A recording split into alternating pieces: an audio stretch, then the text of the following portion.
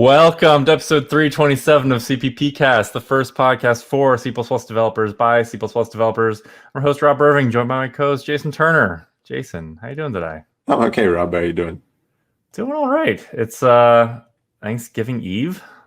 We're recording this episode before Thanksgiving. It'll air, a week after, I guess. But yeah, looking forward to the holiday. You? How you doing? Yeah. Well, I mean, one of the main things on my mind at the moment is that the episode of C++ Weekly that's going to air on Monday is my 300th episode. It's a nice number, big round number. Congratulations. Thanks. And that this will air after that has aired. Okay. Because that's going to air on Monday. This will air on Friday the same week. Right. So I won't give, it's not a spoiler, but if you haven't seen the episode yet, then you're going to want to go back and watch it, because I went a little off in my norm, and the intro of the episode was changed a bit. I'm just going to say that. I'm expecting to get comments on it.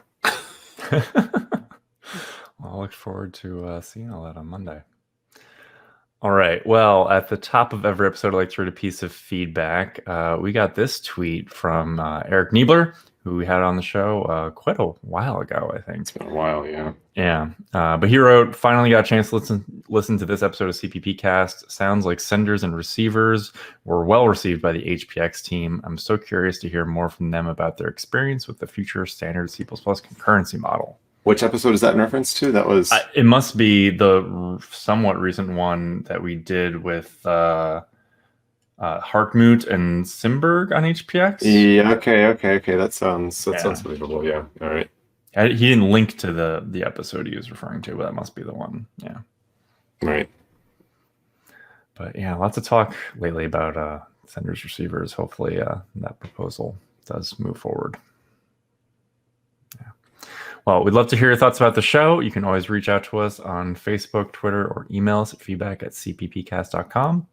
And don't forget to leave us a review on iTunes or subscribe on YouTube. Joining us today is Adrian Ostrowski. Adrian is a modern C++ enthusiast interested in the development of both the C++ language itself and high-quality code written in it. Some of his past projects include parallel computing, fiber networking, and building a commodity exchange trading system. Currently, he's one of the architects of Intel and Habana's integration with machine learning frameworks. In his spare time, Adrian used to promote music bands, learn to fly a glider, and sail in the Baltic Sea. Currently, he likes playing with his pupper and browsing memes. Adrian, welcome to the show. Hey, welcome. Glad to be here. I think browsing memes might be the most interesting hobby we've actually had listed. Well, it's probably one of the most, it's a frequent hobby of many, I would assume. It's just Yeah. not something you think to put down in a bio. Yeah. Do you actively fly, though? I am curious, since you put that in the bio. Do I actively search memes? Yeah. No. Fly. Your fly a glider part is what I was referring to. I did that a few years ago now. Actually, it was quite a bunch of starts and landings, but in terms of hours, it wasn't really that much of them, because when you start learning to fly the glider, usually you start with like those 3 minutes in air, just to try to launch yourself, do a circle around the airport, and then land still in one piece. As you can see, I managed to do it. That's good. I plan to return to it, though. It was great. It really pumped the adrenaline. So That's cool. Yeah. Also joining us today is Piotr Gaczowski. Piotr has over a decade of experience in tech and uses his skills to improve people's lives. He likes building simple solutions to human problems, organizing events, and teaching fellow professionals. Piotr is keen on automating boring activities. When not coding, he's most likely listening to music, reading, or doing some parkour. Welcome to the show, Piotr. Hi, I'm glad to be here. I don't think we've ever had a guest say they do parkour before. No, that might be the first time that's come up, yeah. Yeah. That's cool.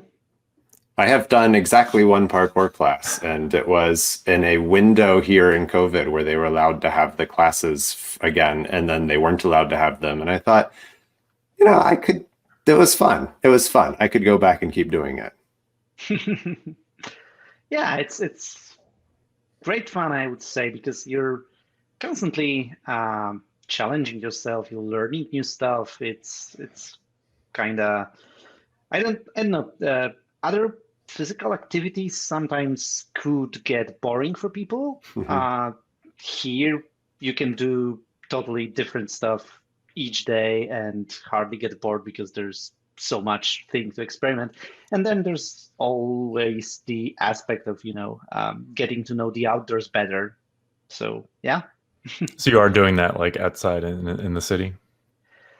Yeah. So we have a few spots that are like training spots designed for training, but we're also sometimes doing some totally freestyle stuff, just using the city's infrastructure.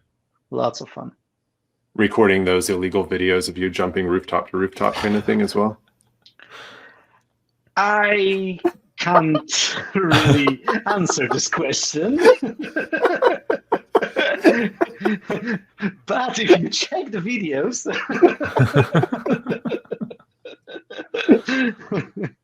all right. Well, awesome. We got a couple news articles to discuss, guys. Let's talk about these. Feel free to comment on any of them, and then we'll start talking more about your book. Okay. Perfect. Cool. So this first one is a post from Raymond Chen's blog, and this is another way of looking at C++ reverse iterators. And it's a pretty short post, and I just really like the graphics in this to be able to visualize the difference between a normal and forward or reverse iterator. It's quite nice. I kind of felt like one of the key things in here for me, which I had just never stopped to think about, is that you can't do a normal reverse iteration because you can't have one before the beginning of an array, even though one after the end has always been valid. So that one, I was just kind of like, right. Yeah. So fortunately, I think with ranges, it kind of gets easier, right? I mean, you don't need to think about using the iterators. For me, I mean, if you take ranged-based for loops and you iterate the container, you can do it forward, right? But there wasn't any easy way to do it backward, and now we actually have a way. So you just take a reverse view of a container, and you're done. You can iterate through it like you usually do. Just out of curiosity, like if you try to take a reverse view of a forward list, what happens? Does that fail to compile? To be honest, I never tried, but yeah, I would expect it to compile, to fail to compile. Yeah, it should require bidirectional iterator, probably, right? Makes sense. But I guess you wouldn't take a reverse iterator also, right? So it's actually not, it's the same in both cases. Right. Yeah, you wouldn't be able to, right? That's a good point. All right. The next thing we have is this post on Hackingcpp, which I don't think we've looked at before.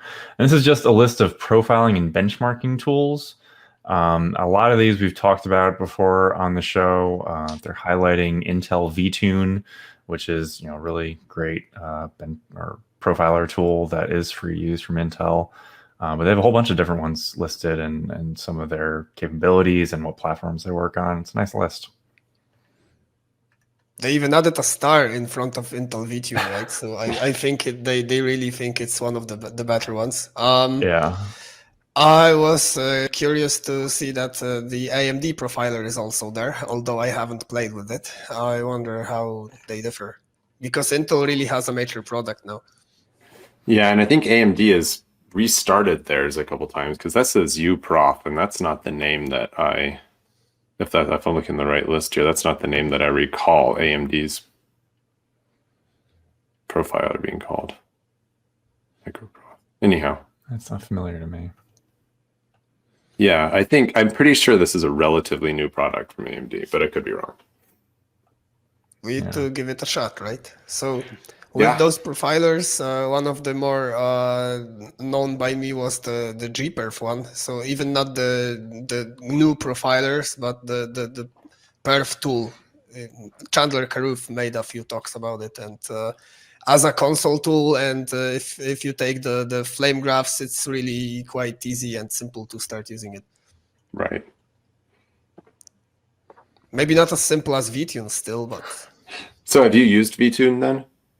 yeah. So actually, we did some optimizations, optimization of the data loading for some machine learning frameworks using VTune, and it really did a good job with helping us find the bottlenecks. Awesome. Very cool. Yeah, it's cool that it also has some threading capabilities, like detecting issues with threads, detecting issues with memory contention, which is all often the case. So basically, it has a nice way of showing you where to put your focus when fixing the issues. Very cool.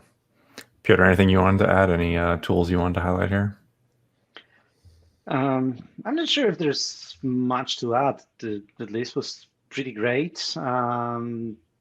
Regarding the gperf that we've mentioned, it's also worth mentioning that it's basically available wherever you need it. Like it's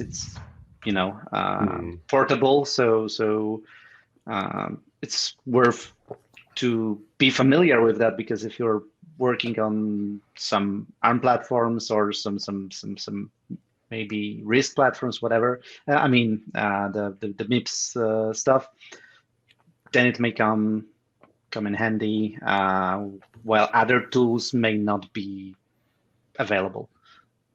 Yeah, that's a good point. Interesting point. One place where I found it not to be working, although I haven't checked for quite some time now, was the Windows subsystem for Linux, because you don't really have a Linux kernel there. So I think I had some issues with running it because of this. On gprof, you're saying, right? The perf tool, yeah, gperf. Oh, okay. Sorry. If you, was it WSL 1 or 2? It was 1. So yeah, it was quite a few years ago, I guess. Okay. Maybe they fixed it. I hope so. All right. Yeah, but WSL2 also has a different underlying architecture. So I think there is a working kernel right now. Haven't really checked that, but that's my assumption. So this might be fixed by itself. I heard they plan to bring systemd to WSL, so yeah, it looks like we're on the right path. So that Snap will finally work, and some other tools, like you could run services on WSL. Okay. Without any hacks. I still haven't even tried playing with WSL. I feel like maybe I should do that someday, huh? Yeah, it works pretty well. Yeah. Yeah. I mean, and if you're in a Microsoft environment and want to use some Linux tools, it's pretty easy to get up and get running. And it's integrated pretty well with VS Code and with recent Visual Studio. So you don't even need to, actually use the console all the time. It can just work with regular VS Code or VS projects. And under the hood, it's using just a different toolchain. So, yeah. Even if you're using CLion, you can easily plug in the WSL backend, so you can use GCC there. And it's really a good setup to have on Windows, I think. Interesting. Yeah, because sometimes I end up doing like a temporary commit on a temporary branch so that I can hop over to Linux or hop over back to Windows real quick. If I could share a file system or something, that could be handy. Yeah. All right. And then this last article we have is from Arthur O'Dwyer's blog. And this is a footnote on 3 reasons to pass stood string view by value. Did we talk about the original post here, Jason? No, I realized that after I put this article in the list, but I don't think we needed the first one, because I feel like anyone who's been paying attention to like what best practices around string view and span and those kind of small, easily copyable things is everyone says to pass in by value. So I felt like most of our listeners would already have the basis here, and then we could, but anyhow. So this whole article is, like you said, he was advocating passing string views by value, but he did have some people commenting that it doesn't give you as much performance as you would want with Visual Studio on Windows. But he's kind of arguing that even if that's the case, it's still the right thing to do, right? Yeah. With a very interesting breakdown, in my opinion, because I'd just been wondering about this myself recently. And a slightly different level because of the Commodore 64 stuff that I play with. Because there I have a different problem. A pointer size is 16 bits, but a word size is 8 bits. So passing 32 bits on the stack is now very big in that code. So I was wondering, well, should I pass by reference here or by copy? But then anyhow, looking at this breakdown of it, I thought was interesting for the Windows calling conventions. Yeah. All right. So we mentioned after I read your bios that you both worked on a book, but I don't think we've said the name of it yet. So does one of you want to start off by just telling us what the book is you worked on and maybe give us a high-level overview of it? Yeah, sure. So the book is called just Software Architecture with C++. Actually, there's also a subtitle, but I guess the whole title is just those, would suffice if it were those 4 words. Basically, it's a book about becoming or improving your skills as a C++ oriented software architect. So it actually goes through several skills that architects should have. It starts with an overview of what architecture is and how we can in a high level compose the architectures. Then we go through requirements that systems should have, like how to gather them, what they even could be, right? And which ones of those are important, documenting them. Then we go through architectural design patterns. We go through C++ and the way that C++ treats patterns. So usually we have idioms, not patterns, that are common here, right? And there is a whole chapter that discusses the issue. We go through some techniques that use various features of the language to create efficient software. Next, I think there's a whole section on building C++ code, packaging it. So that's that. And then there's the second half of the book is more the work of Piotr, and maybe Piotr, you could say a few words about it. Yeah, so we're also going through some quality attributes, how to make your software testable, how to make it performant, how to make it secure, and stuff like that. So there's basically a dedicated chapter to each of the quality attributes that we want to cover, and then there's stuff that may be relevant to architects who are not solely working with C++ code, but are probably architecting some bigger systems. So there's introduction to different service-oriented architecture related, how to say it, patterns. I don't know. Basically, yeah, different approaches to how to implement that. A bit of stuff about microservices, about connecting stuff together, about continuous integration and continuous delivery or continuous deployment. Also some cloud-related stuff if you want to host your software in the cloud environment, stuff that is, I think, not very often talked about when you're talking about C++. So kind of we wanted to have like the modern approach to C++. So this was actually kind of an adventure for us because we wanted to have all the new standard features nice explained there, but when we started writing, the standard was like almost final, but not yet. And a few things like, totally changed. And we have a whole chapter on contracts I had to cut out.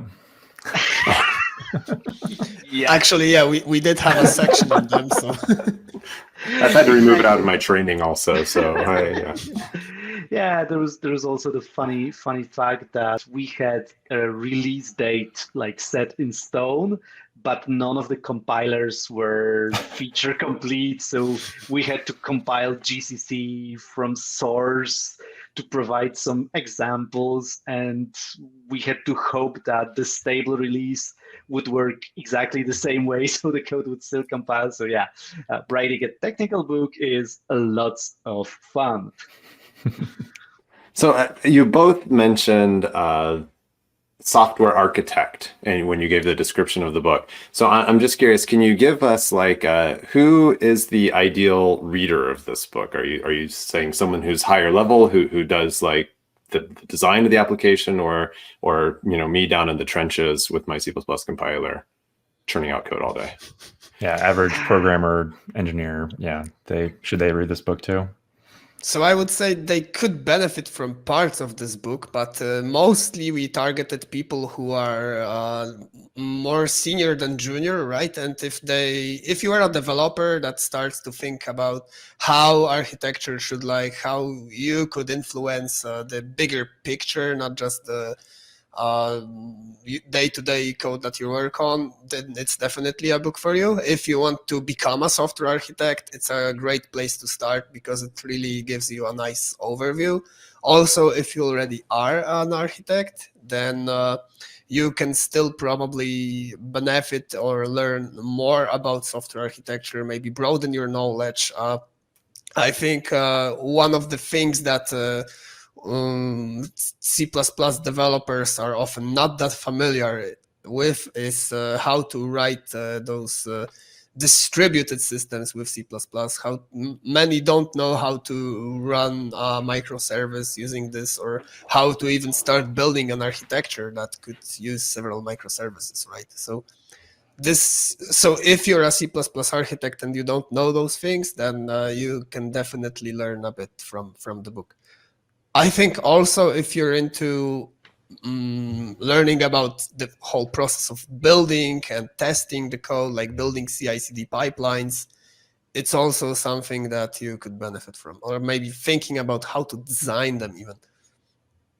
Yeah, so going with Jason's example, if you are like a developer sitting in trenches with compiler, but you realize everything around you is a mess, and you would love to improve the situation, then this might be a book for you, because you can learn what exactly might be the reason for the mess you are in. Usually it is either the lack of proper architecture, or there was some architecture, but the implementation went in a separate way. So understanding better what you can do to improve your situation and deal with ideally less mess. So I just got a perfect image in my mind for Adrian, since you love memes, you said, right? I got that right here. The dog in the burning room, this is fine. He needs to be sitting there reading a copy of your book.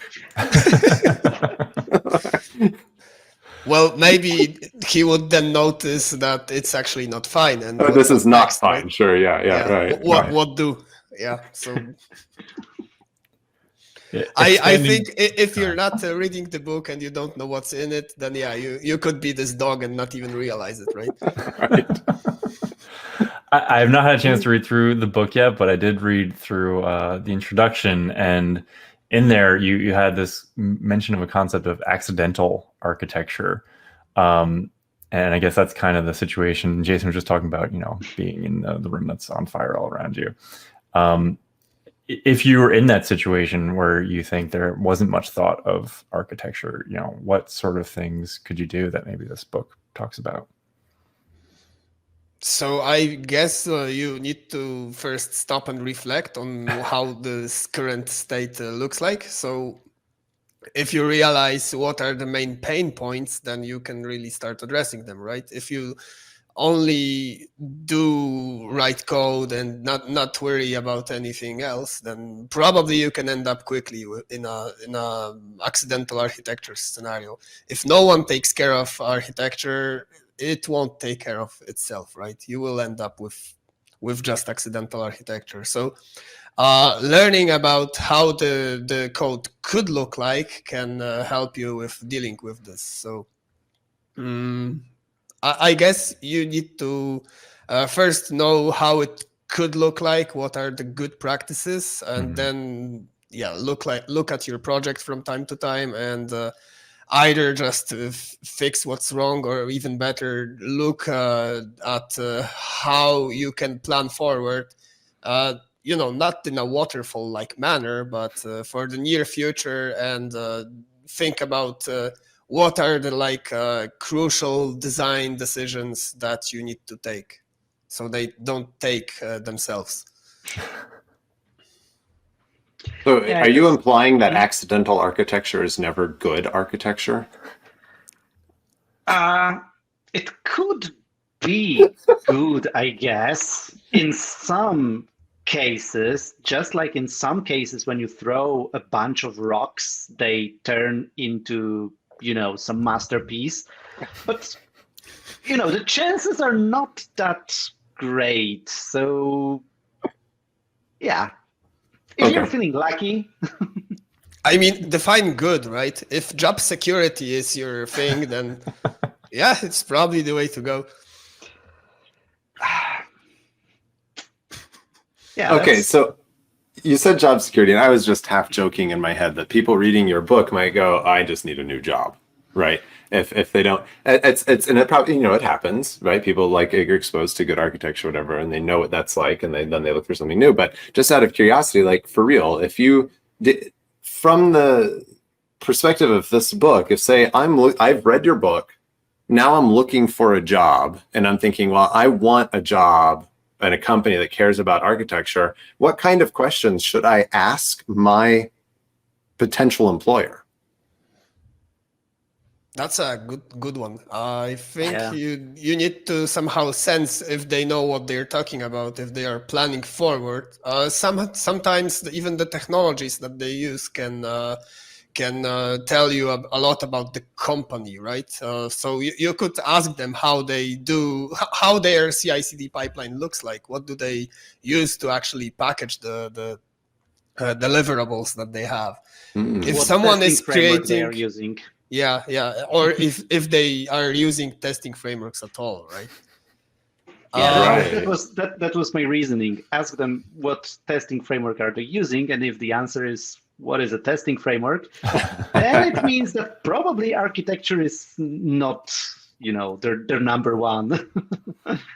Well, I find I'm sorry, go ahead. So if you find that they are doing things by hand that they could easily do by using like components from the market, for example, if they are doing packaging by hand, running some set of scripts instead of maybe using Conan or CPAC or whatever, then Right. I would say that's one of the signs. So that's just one thing, right? But the Unless they're architecture Google.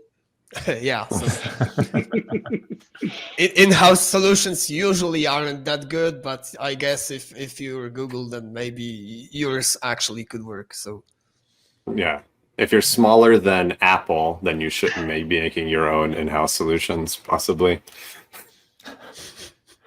Yeah, that's a good rule. Yeah. So you talked about CI and CD, and I don't think we've ever really talked about CD before. We've definitely talked a lot about unit testing and continuous integration. But could you tell us about CD and how it applies and what you go over in the book? Okay, so CD has like two different meanings. And in C++ world, one CD is applicable most of the time, I would say. The other CD only in some special cases. So one is the continuous delivery that you continuously produce new artifacts that can be used by the end users wherever they are. So when you say that, I think of like a yeah. website, right?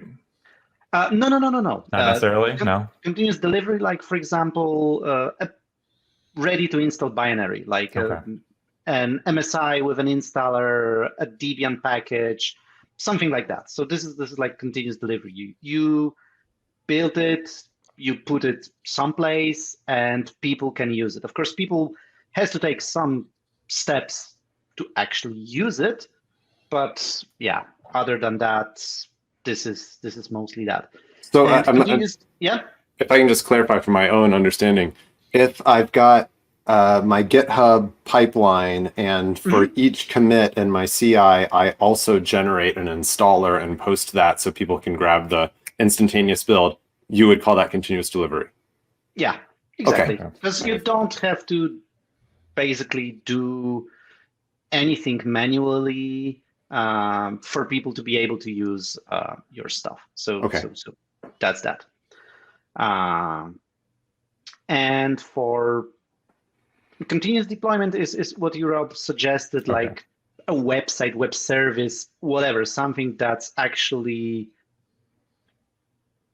made to run, not just delivering something so somebody else can run, but you actually are responsible for making it run. So I don't know, Adrian mentioned before, like commodity trading services. So you have something that is, crunching the numbers and taking some decisions, and you always want to have the fresh logic running on your servers. So you want this to be deployed as soon as the code is tested, and that's that.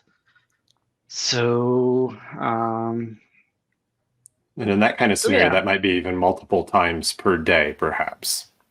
Even multiple times per hour if you really want it. Yes, exactly. This depends a lot on your on how well is your test suite, because if your tests are like very good and you have all the possible scenarios tested, then you feel confident and can basically deploy each commit, and that's fine. But if you know that your test might not be covering some cases because they're, for example, extremely hard to test, then continuous deployment, like several times per day might be, or per hour, might not be what you want. But then again, if you want to practice continuous deployment, you probably want to have a rollback procedure ready, just in case those, perfect tests are less than perfect. So, that's that. And continuous deployment, I mentioned that it's usually meant to work with like web stuff, web services, stuff running on servers, etc. But not necessarily. You can actually have continuous deployment with IoT, for example. You can have like a fleet of trucks that are running some custom software, for the drivers to be able to, see the delivery schedule, etc. And you can use technology like application containers to actually deploy the fresh version of your application this way. So this is not just limited to web stuff, but like regular. I'm not sure if it's regular, but you can say that you are running a desktop application on the IoT embedded devices, because these are not like all-purpose PCs, but usually something a bit slimmed down just to show some UI, etc. But yeah. Right. I think an important thing when it comes to continuous deployment is that it's not all or nothing, right? You can do canary deployments, like deploy to just, 1/10 of your customers or servers and see if it works. If it does, then gradually move the percentage of the hosts using your new software app, right? And also with continuous delivery, it's not that you need to always deliver. You always need to be ready to deliver. I think it could still include like a button that somebody presses and bam, you have this release, right? But the thing is, you should be ready instead of spending like 3 weeks looking for the perfect build, because always some tests fail or whatever. Yes, and using the holy build machine, which is the only one that has the compiler and all the dependencies installed on it. I still remember the days, even a few weeks back, I think I tried to do some embedded development and getting the toolchain running. No, it was pain. Sorry, I'm still laughing at the holy build machine. I think we've all experienced that at some point. The one computer, or you're like, oh no, it's going to take me a week to get my development environment set back up again. Yes. I remember my very first job. I was sitting right next to the build machine. I would have to be putting DVDs into it to actually burn discs for delivery. Yes, exactly. And imagine what happened if the person who had the credentials to the machine went on vacation, for example, or even worse, were sick, which is unplanned. I'm so curious what you were burning to DVD. Which job was that, Rob? Is it one you've talked about? That was my previous job. It was navigation software to get installed on laptops. Yeah. Right.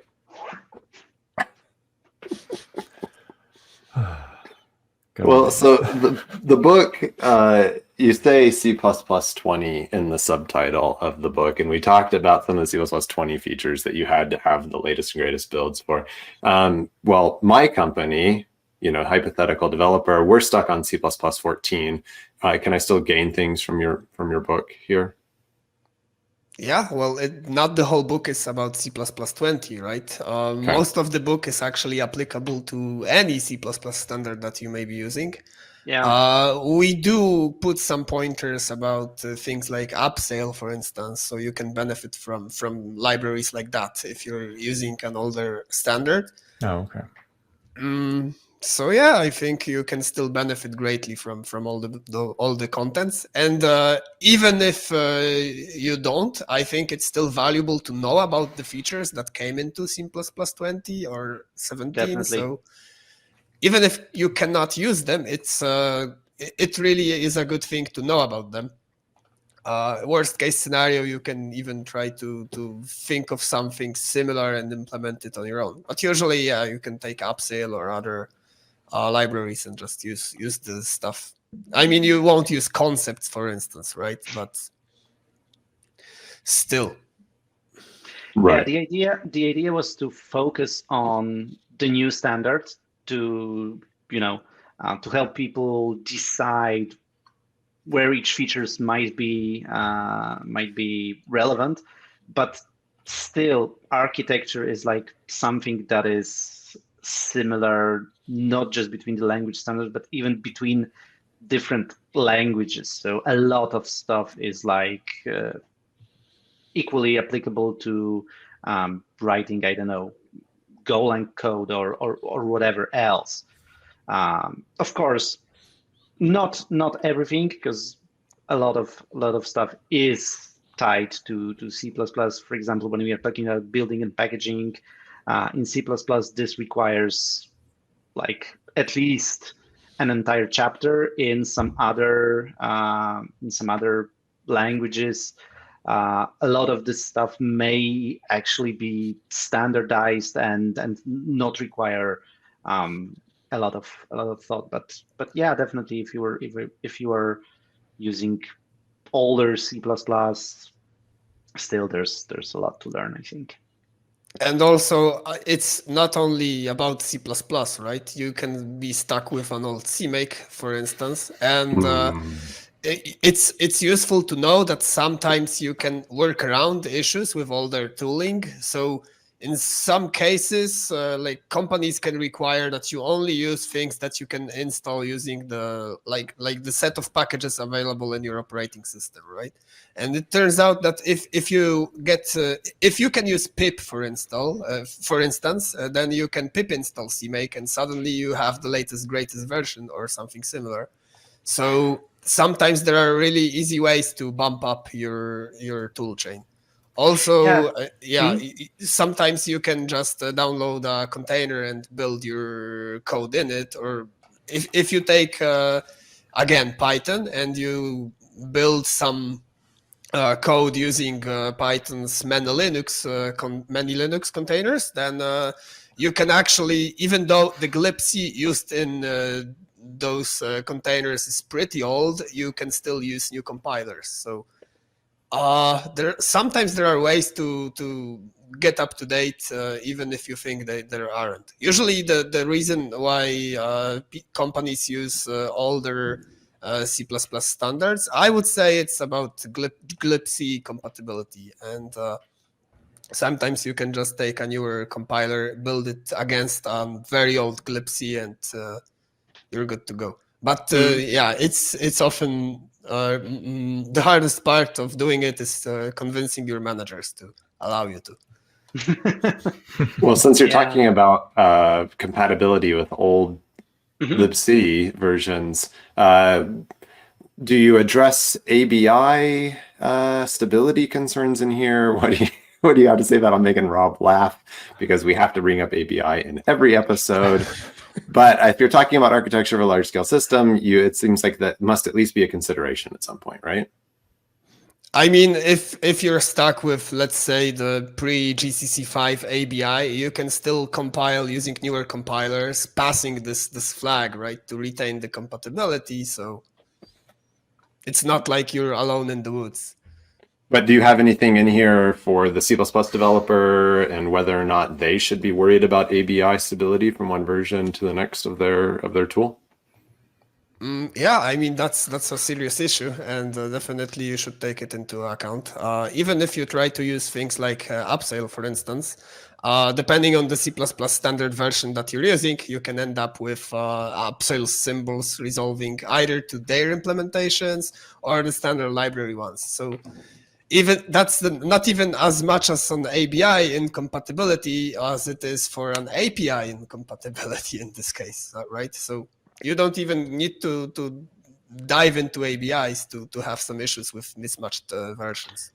Yeah, we are also mentioning Conan as a package manager, dependency manager, basically, for C++ in a book, and this also has some ABI-related consequences, because I think by default it configures GCC to use the old ABI and not the new one. Yet the packages are mostly using new ones, so it's necessary to be conscious about it and configure the stuff so it works properly. I recall they had plans to actually change this default in Conan 2.0, although I haven't checked if they did it. I don't recall seeing. Yeah, maybe this problem is already gone, fortunately. Yeah, I've been bitten by that a few times, so I now remember to check it the first thing whenever I see an error. Is the ABI set properly? Right. So, what are some of the best practices that you talk about that should be used if you're starting on a new project, maybe? Okay, so yeah, some of the obvious ones are to actually use what the C++ language gives you, right? So use RAII and if possible, use a pretty recent compiler version or C++ standard. I think we mentioned also to have a pretty good set of tools pre-installed, like use Clang Tidy for your project upfront, because if you want to add it later on, you will always have issues, and it's not that easy to introduce the project, introduce it to the project easily. So I think, having linters and all of this infrastructure around your code early on can go a long way. And aside from that, if you know what you should be doing in this project in some perspective, you can think about what are the important design points, like where to put your focus when you try to design the system properly, right? I cannot give you like ready answers how to structure it, right? But Right. definitely if you plan ahead instead of just improvising or hacking back in time, you could be better off. Yeah, and also make conscious decisions about stuff like having tests at hand, thinking about performance, thinking about security, because I think performance is something that people usually have in their minds. Security is still something that is not like as widespread as it should be. Knowledge about how to make stuff secure. So yeah, this is like sit down for a moment and think where you want this project to be in when you finish it, and then choose appropriately. Pick up the best design patterns. Pick up the best tools to help you get your job done, because we have a lot of tools that can help us automate stuff, that can help us make our code more secure, more performant, whatever. But we need to introduce them early on, and first of all, we need to be aware that they exist, because a lot of people are still stuck in a world where there is GCC, there is Make, there is Auto Tools, and that's all. Or there is just Visual Studio solution, and you just press build, and that's the entire automation around your project. And there's tons of stuff that you can use that could help you write better code. So yeah, so it's important to if you have some features or qualities of the software, if you identify the need for them early on, it can really go a long way. So one of those is also portability, right? I've seen many projects where they assume from the start that we'll always target just Linux, so don't bother, we can use everything from like the POSIX API, Linux headers and whatnot. And then suddenly in the vast majority of those projects, there finally was a need to either support, I don't know, Android or Windows or any other platform. And suddenly you need to figure out how to change your system specific, like maybe Visual Studio based project to something that can actually be built on many systems. And this is actually something that CI can help you with, because it's relatively easy and relatively cheap to have a CI pipeline for platforms that you are even not actively using, just making sure the stuff compiles with different compilers. And you get the additional benefit of just like you said, checking with multiple compilers, and usually they can give you a different set of warnings or errors in your code. Like they can point out things like assignment of instead of equals, or the other way around. So I was surprised to learn that GCC doesn't detect it in any in every case. Like it does it for some types of variables, but not for all of them. And this is something that Clang will detect, like without any configuration, just on default. So it really goes a long way if you try to be portable from the start and build your project with multiple compilers from the start. Right. Yeah, definitely good advice. I will just say, as I was flipping through your book, like it's been more than 10 years since I've needed to do any real distributed development work. So I just found it like, even just from like a reference perspective, to be able to go and look like, what is Kubernetes? What does it mean to me? How are Dockers used in modern distributed architecture? What's the state of the art and message passing systems? Like all that stuff. Like if you're someone like me who hasn't like had to deal with like a modern system architecture in a while in a big scale, it totally could bring you up to speed on just a ton of terminology, if nothing else. Whew, okay, where to start? Well, no, you don't need to go into any of that. I'm saying your book has all that in it, so I appreciated that. If there's anything you want to highlight, by all means, go ahead. Don't feel like you have to define all those things for our listeners right now. I was encouraging the listeners to go buy your book so that they get those definitions. Okay, cool. Actually, yeah, since you've mentioned all this stuff, I think it's useful to share the fun fact that one of the most popular web proxies, so stuff like Apache, Nginx, HAProxy, etc., is actually like in the number of deployments everywhere, is actually a project named Envoy, which is written in C++ and mostly targeted at the distributed systems. Usually it isn't even deployed as a standalone thingy, but as a sidecar. So something that goes along the main service. So yeah, C++ is still widely used in distributed system and cloud native environments, even though Golang is eating most of the pie currently. People are still seeing that